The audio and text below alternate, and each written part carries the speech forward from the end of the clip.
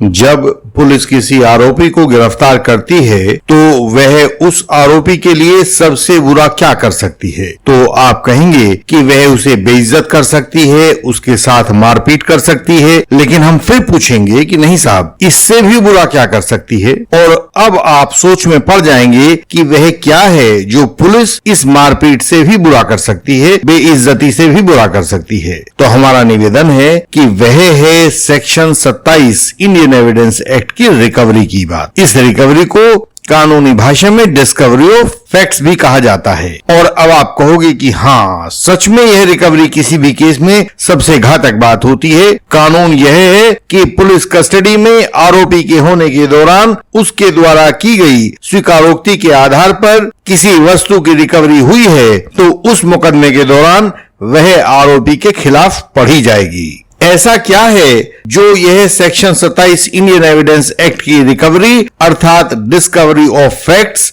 आरोपियों के, एडवोकेट्स के और यहां तक कि कोर्ट्स के सबके कान खड़े कर देती है?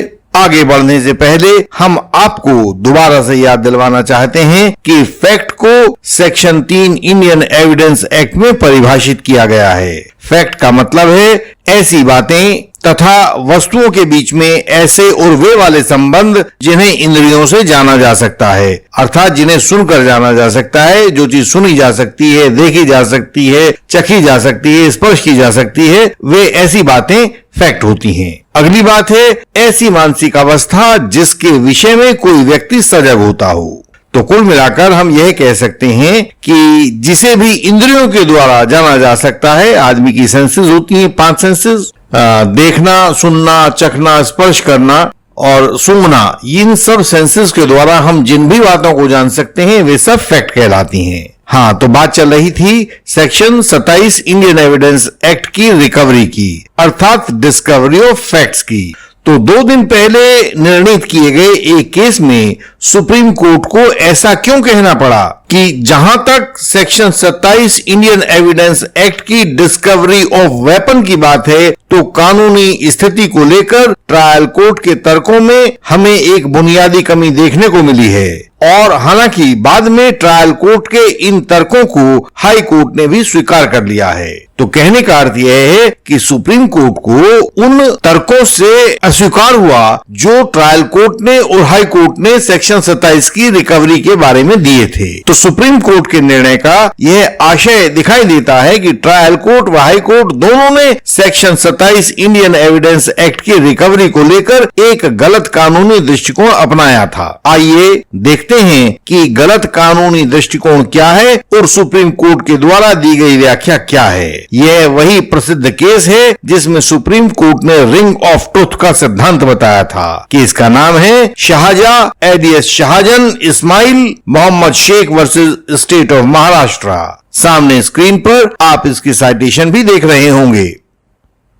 इस चैनल पर आप ऐसी ही वीडियोस देख सकते हैं जिनमें कानून पर बिल्कुल नए नजरिए से विचार किया जाता है। फॉल्स एलिगेशंस और फॉल्स केसेस, इनके ऊपर हम आपको वास्तविक कोर्ट केसेस में होने वाली वास्तविक कार्रवाई के बारे में बताते हैं। सच्चे कोर्ट केसेस में झूठे गवाहों को कैसे काबू करें यह बताते हैं। कानून की दूसरी प्रक्रियाएं बताते हैं। जो लोग खुद अपने कोर्ट केसेस को स्वयं समझना चाहते हैं उनके लिए यह चैनल बहुत उपयोगी है। जो यंग एडवोकेट कलीग्स कानून को सीखना शुरू कर रहे हैं उनके लिए भी यह चैनल बहुत प्रेरणादायक और जानकारियां देने वाला है। इस वीडियो को लाइक करें, शेयर करें तथा इस चैनल को सब्सक्राइब करें। बेल आइकन को प्रेस करें ताकि नई वीडियोस आपसे मिस ना हो जाएं।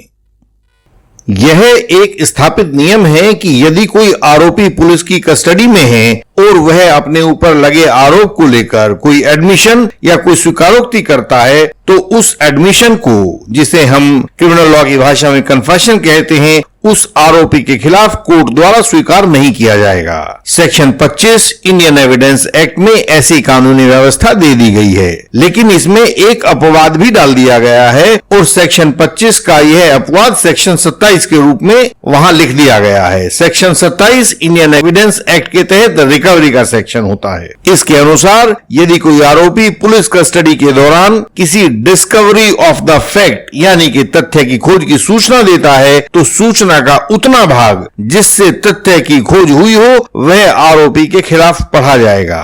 इस कानून की आड़ में हिरासत के दौरान मुलजिमों से सूचनाओं के आधार पर मर्डर केसेस में हथियार, रेप केसेस में कॉन्डोम्स, दूसरे केसेस में messages, chats, audios, videos, photographs आदि को पुलिस के द्वारा बरामद किया जाता है और उन्हें कोर्ट सुनवाई के दौरान सेक्शन 27 इंडियन एविडेंस एक्ट की रिकवरी कहकर आरोपी के विरुद्ध साबित किया जाता है। शाहजहां एलियस शाहजन इस्माइल मोहम्मद शेख में सुप्रीम कोर्ट को यह कहना पड़ा कि ट्रायल कोर्ट व हाई कोर्ट दोनों ही कानून का सही दृष्टिकोण नहीं अपना रहे हैं। उन्होंने कानून के सही दृष्टिकोण को दोबारा और फिर से स्पष्ट किया है और यह ताकीद की है कि वही कानून अपनाया जाए जो सही रूप से सुप्रीम कोर्ट ने परिभाषित किया है। सुप्रीम कोर्ट ने अपने फैसले के पैरा 42 में कहा है, सेक्शन 27 इंडियन एविडेंस एक्ट को लागू करने के लिए जिन परिस्थितियों की जरूरत होती है वे 4 मुख्य परिस्थितियां या हालात इस प्रकार हैं। नंबर 1, आरोपी से प्राप्त सूचना के आधार पर तथ्य की खोज हुई हो और वह खोज हो चुकी हो। तीसरी हालात है उस समय आरोपी पुलिस की कस्टडी में हो। और चौथी परिस्थिति इसके बारे में सुप्रीम कोर्ट ने बताई, जितनी सूचना के आधार पर तथ्य की खोज हुई हो वह कानूनी रूप से स्वीकार्य हो अर्थात एडमिसिबल इन लॉ हो। सुप्रीम कोर्ट ने कहा कि recovery under section 27 Indian evidence act की 2 शर्तें होती हैं और वे 2 शर्तें ये वाली हैं। नंबर 1, आरोपी से प्राप्त सूचना ऐसी हो जिससे डिस्कवरी ऑफ द फैक्ट हुई हो। दूसरी शर्त उन्होंने बताई कि यह सूचना डिस्कवर्ड फैक्ट के साथ स्पष्ट रूप से जुड़ी हुई हो। इसकी व्याख्या को स्पष्ट करने के लिए सुप्रीम कोर्ट ने प्रिवी काउंसिल के बहुत पुराने फैसले का सहारा लिया। आप में से जिन व्यूअर्स ने LLB के दौरान इस फैसले को पढ़ा होगा उनको अपने पुराने दिनों की LLB के दिनों की याद आ जाएगी। यह केस था Pulukuri Kottaya versus emperor AIR 1947 PC page number 67। इस फैसले में प्रिवी काउंसिल ने कहा था, सेक्शन 27 में प्रयोग होने वाला शब्द है खोजा गया तथ्य यानी कि फैक्ट डिस्कवर्ड। इस फैक्ट डिस्कवर्ड को बरामद वस्तु या ऑब्जेक्ट प्रोड्यूस्ड नहीं माना जा सकता है। फैक्ट डिस्कवर्ड में आरोपी की जानकारी और वह स्थान शामिल होते हैं जहां से उस वस्तु या ऑब्जेक्ट को बरामद किया जाता है। आरोपी के द्वारा दी गई सूचना स्पष्ट रूप से इस बरामद वस्तु के बारे में होनी चाहिए। कस्टडी में किसी व्यक्ति के द्वारा दी गई सूचना कि मैं अपने घर की छत पर छिपाए गए चाकू को बरामद करवा सकता हूं को चाकू की खोज नहीं कहा जा सकता है, क्योंकि चाकू की खोज तो अनेक वर्ष पहले हो चुकी है। इससे तो केवल उस तथ्य की खोज होती है कि सूचना देने वाले आरोपी के घर की छत पर चाकू रखा हुआ है और सूचना देने वाले आरोपी को इस बात की जानकारी है। यदि बाद में इस चाकू का अपराध में शामिल होना भी सिद्ध हो जाता है तो यह बहुत प्रासंगिक सूचना बन जाती है, यानी कि रेलिवेंट इंफॉर्मेशन बन जाती है। लेकिन यदि इस चाकू की सूचना में यह भी जोड़ दिया जाए कि इस ही चाकू से मैंने घायल पर वार किए थे तो ये बाद में जोड़े गए शब्द अस्वीकार्य बन जाएंगे, क्योंकि इन शब्दों का आरोपी के घर से बरामद होने वाले चाकू की रिकवरी या बरामदगी से कोई लेना देना नहीं है। इस तरह सुप्रीम कोर्ट ने यह स्पष्ट किया कि सेक्शन 27 इंडियन एविडेंस एक्ट की रिकवरी अर्थात डिस्कवरी ऑफ फैक्ट का अर्थ वह वस्तु नहीं है जो पुलिस ने बरामद करवाकर कोर्ट के सामने रख दी है, और साथ ही आरोपी का वह कन्फेशन भी कि इसी से इसने रेप करना स्वीकार किया है या मर्डर करना स्वीकार किया है, दोनों ही बातें कानून में अस्वीकार्य हैं अर्थात इनएडमिसिबल हैं। यह तरीका गलत है और इस शाहजहां वाले केस में ट्रायल कोर्ट ने और हाई कोर्ट ने दोनों ने डिस्कवरी ऑफ फैक्ट तथा बरामदगी ऑफ हथियार दोनों के बीच में कंफ्यूजन किया था। डिस्कवरी ऑफ फैक्ट की स्थान पर उन्होंने हथियार की बरामदगी को ही सेक्शन 27 में पूरा पढ़ लिया था और यह माना था कि इसी के आधार पर अभियुक्त ने मर्डर किया है। यह गलत तरीका है। केवल इतना माना जाना चाहिए कि आरोपी को इस बात का पता था कि वह हथियार कहां छुपा हुआ है, बस इससे ज्यादा वो नहीं माना जाएगा।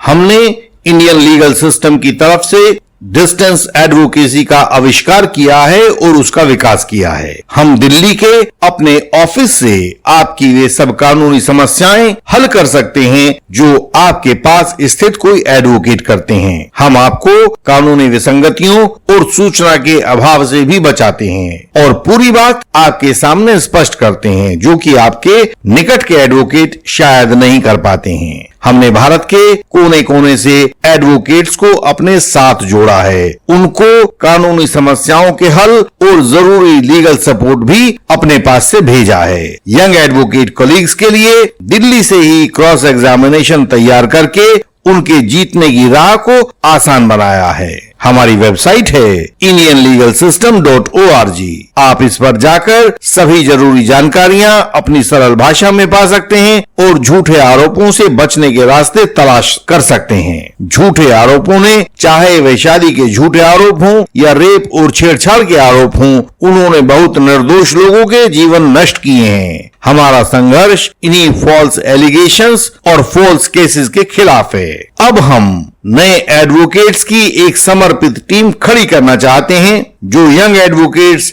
दिल्ली की अदालतों में काम करते हों या कर सकते हों या करना चाहते हों। वे हमें अपना रिज्यूमे भेज सकते हैं। हम उनको शॉर्टलिस्ट करके दिल्ली की अदालतों में केस को पेश करने के लिए चुन सकते हैं और अपने केसेस में उनको भेज सकते हैं। रिज्यूमे भेजने के लिए हमारा ईमेल है jobsinils@gmail.com, जो सामने स्क्रीन पर भी दिखाई दे रहा है। हमसे संपर्क का तरीका सामने स्क्रीन पर दिया गया है। यह हर वीडियो के डिस्क्रिप्शन में भी होता है। हमसे व्हाट्सएप कॉल द्वारा संपर्क करें, व्हाट्सएप मैसेज करें, मिलने का अपॉइंटमेंट फिक्स करें। इस चैनल की सब वीडियोस को देखें। झूठे आरोपों के खिलाफ हर वीडियो में कोई ना कोई सूत्र आपको अवश्य मिलेगा। इस वीडियो को लाइक करें, शेयर करें और चैनल को सब्सक्राइब करें। बेल आइकन को प्रेस करें ताकि महत्वपूर्ण वीडियोस मिस ना हो जाएं। आपसे अगली वीडियोस में फिर मिलेंगे, तब तक के लिए प्रणाम।